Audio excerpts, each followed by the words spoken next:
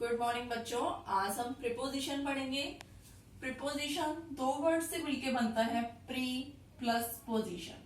Pre का अर्थ होता है पहले और पोजीशन का अर्थ होता है स्थिति। तो ऐसे शब्द जो किसी वाक्य में किसी से पहले लगकर के, किसी शब्द से पहले लगकर उसकी स्थिति हमें बताते हैं, प्रीपोजिशन कहलाते हैं। For example, the book is on the table. इस सेंटेंस में जो ऑन है वो हमें बुक की पोजीशन बता रहा है कि बुक कहाँ पे है, टेबल के ऊपर है। The book is on the table, यानी कि बुक टेबल के ऊपर रखी है। तो ये हमें किससे पता चला? ऑन वर्ड से पता चला। ऑन से तो ऑन क्या हुआ? प्रीपोजिशन हुआ। Next, Seema is in the room. तो इस सेंटेंस में सीमा कहाँ है? Seema is in the room, Seema room में है। तो ये हमें किससे पता चला? इनसे पता चला। ठीक है, तो ये ऐसे वर्ड्स जो हमें किसी वाक्य में किसी शब्द से पहले लगकर उनकी स्थिति के बारे में बताते हैं, उन्हें प्रीपोजिशन कहते हैं।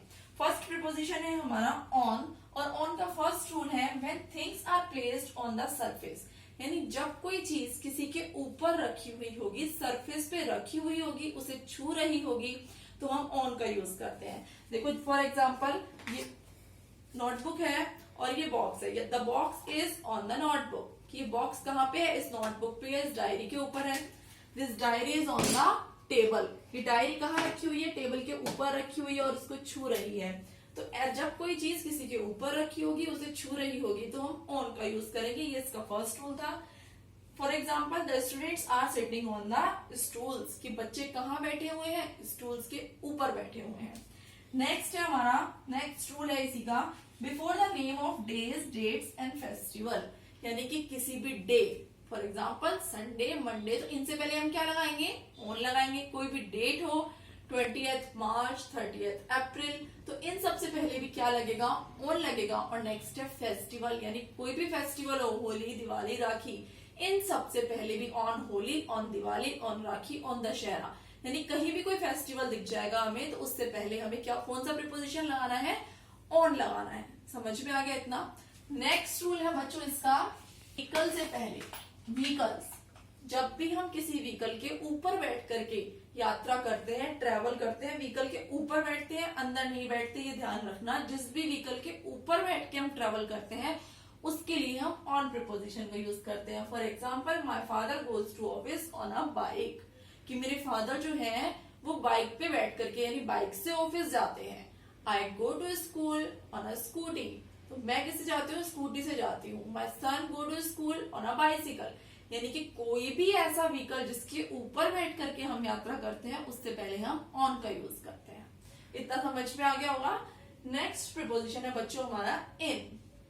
इनका फर्स्ट रूल है before big city, state, country, island, ocean, यानी किसी भी बड़े शहर, राज्य, देश, महाद्वीप, महासागर से पहले हम ऑन का यूज करते हैं। जैसे आई लिव इन इंडिया, तो इंडिया क्या है? कंट्री है ना। I live in Rajasthan, Rajasthan state हो। I live in Alwar, Alwar city हुई। तो किसी भी स्टेट, सिटी, कंट्री, इनसे पहले क्या आएगा?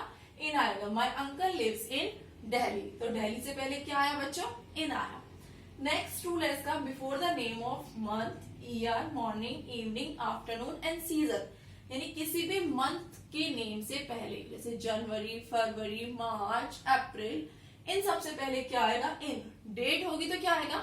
ऑन आएगा। लेकिन मंथ होगा, ईयर होगा, तो उससे पहले क्या आएगा बच्चों? इन आएगा।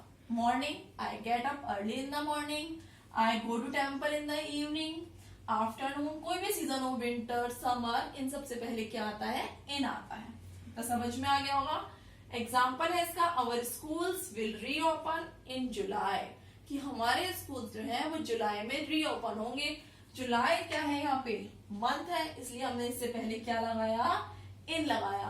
अगर यहाँ पे होता 1 जुलाई, अगर यहाँ डेट दी हुई होती बच्चों, ऐसे लिख रहा होता 1 जुलाई, तो यहाँ इन आता क्या? नहीं आता ना। क्या आता?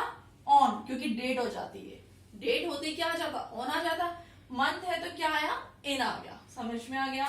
नेक्स्ट प्रीपोजिशन है हमारा ओवर। ओवर का फर्स्ट रूल है कि जब कोई चीज हमारे ऊपर होगी, हमें छू नहीं रही होगी। मैंने ऑन में बताया था ऊपर होगी लेकिन वो टच कर रही होगी, और ओवर में मैं बता रही हूँ ऊपर है लेकिन छू नहीं रही। जैसे the roof is over my head, the sky is over our head. यानी कोई भी चीज ऊपर है लेकिन बीच में क्या है, गैप है, छू नहीं रही है, तो हम ओवर लगाएंगे। ओवर का ये एक रूल होता है कि जब कोई चीज किसी के ऊपर होती है और उसकी सतह को पूरी तरह से कवर कर रही होती है, जैसे बेडशीट बेड के ऊपर होती है ना, the bedsheet is over the bed, इसमें हमने ओवर लगाया, टच कर रही है लेकिन पूरी तरह से कवर कर रही है। टच ऑन में भी करेगी लेकिन उस ऑन में पूरी तरह कवर नहीं करेगी, ओवर में जब पूरी सतह को ढक लेगी तो हम ओवर लगाएंगे। समझ में आ गया ऑन और ओवर में डिफरेंस। और नेक्स्ट है ओवर का रूल कि जब हम किसी की उम्र किसी से ज्यादा बताएंगे कि इतने से ज्यादा है तो हम ओवर का यूज करेंगे। अब इसका एग्जांपल देखो, the fan is moving over us. Next, the table cloth is over the table. Table cloth कहाँ है, टेबल के ऊपर है, उसकी पूरी सतह को ढक रहा है। और नेक्स्ट है, माई फादर इज ओवर 50, कि मेरी फादर की एज जो है वो ओवर 50 है, यानी 50 से ज्यादा है। तो एज हमने इतने, उम्र को जब हम ज्यादा बताएंगे कि इतने से ज्यादा है तो हम ओवर का यूज करेंगे। और जो नेक्स्ट प्रीपोजिशन है हमारा अंडर। अंडर जो होता है वो ओवर का अपोजिट होता है। अब जहां जहां पे हमने ओवर का यूज किया उसकी जस्ट अपोजिट कंडीशन में हम अंडर का यूज करते हैं। ओवर मैंने बताया, the roof is over my head, और अंडर में मैं बोलूंगी I am standing under the roof, कि मैं रूफ के नीचे खड़ी हूं। मैं फैन के नीचे खड़ी होंगी तो मैं क्या बोलूंगी, I am standing under the fan. और अगर मैं फैन के बारे में बताऊंगी तो the fan is over my head. समझ में आ गया, ऊपर वाले को बताएंगे तो ओवर, और नीचे वाले की सिचुएशन को जब हम बताएंगे तो हम अंडर का यूज करेंगे। और उसी तरह से जब हम किसी को एज में किसी से कम बताएंगे, मैंने बताया ओवर 50, इसका मतलब हो गया 50 से ज्यादा। अगर हमें 50 से कम की बात करनी हो तो माई फादर इज अंडर 50, यानी मेरे पापा जो हैं उनकी एज कितनी, 50 ईयर्स से कम है। तो कम के लिए अंडर और ज्यादा के लिए ओवर। इतना समझ में आ गया होगा। इसके आगे का हम नेक्स्ट वीडियो में पढ़ेंगे। Thank you.